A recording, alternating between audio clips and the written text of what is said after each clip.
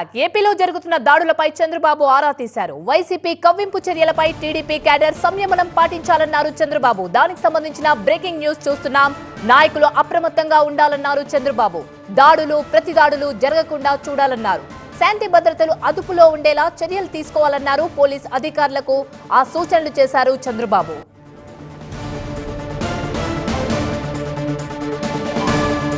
ఇదే అంశానికి సంబంధించి మరింత సమాచారాన్ని మా ప్రతినిధి ఎంపీ రావు అందిస్తారు.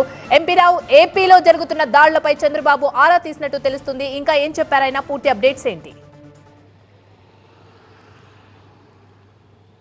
ఎన్నికల ఫలితాలు విడుదలైన తర్వాత నిన్నటి నుంచి కూడా రాష్ట్ర వ్యాప్తంగా పలు ప్రాంతాల్లో టీడీపీ వైసీపీ మధ్య ఘర్షణ వాతావరణం చోటు చేసుకుంటున్నటువంటి పరిస్థితి. కొన్ని చోట్లయితే టీడీపీ శ్రేణులు వైఎస్ఆర్సీపీ బోర్డులు కానీ జెండా దిమ్మలు కానీ ఇటువంటి పగలగొట్టడం, అలాగే నేమ్ ప్లేట్లు పగలగొట్టడం లాంటివి కూడా చేస్తున్నారు. అయితే దీనికి సంబంధించి రాష్ట్ర వ్యాప్తంగా చోటు చేసుకుంటున్నటువంటి పరిణామాల మీద కాబోయే ముఖ్యమంత్రి చంద్రబాబు పార్టీ నేతలను అడిగి సమాచారం అడిగి తెలుసుకున్నారు. అయితే వైసీపీ నేతలు కవ్వింపు చర్యలకు పాల్పడుతూ ఉండడం వలన ఇలాంటి ఘటనలు జరుగుతున్నాయని చెప్పేసి కూడా చంద్రబాబుకు టీడీపీ నేతలు వివరించారు. అయితే వైసీపీ నేతల కవ్వింపు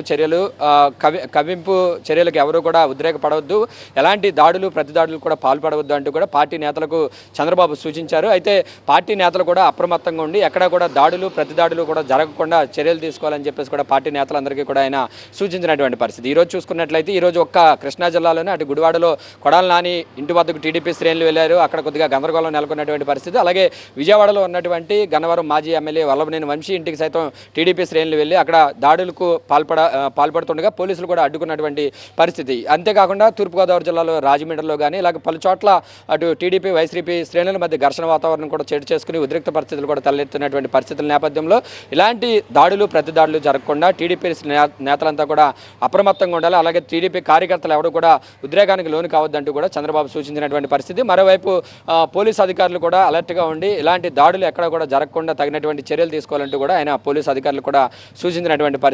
మొత్తం మీద అయితే రాష్ట్ర వ్యాప్తంగా ఈ రోజు ఒక్కరోజే చాలా చోట్ల ఇలాంటి దాడులు ఉద్రిక్త పరిస్థితులు కూడా ఏర్పడినటువంటి పరిస్థితి.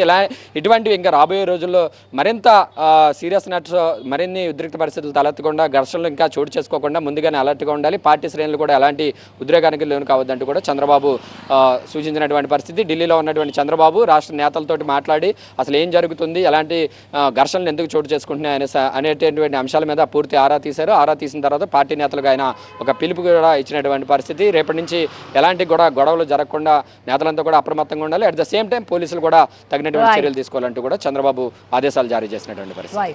థాంక్యూ ఎంపీ రావు.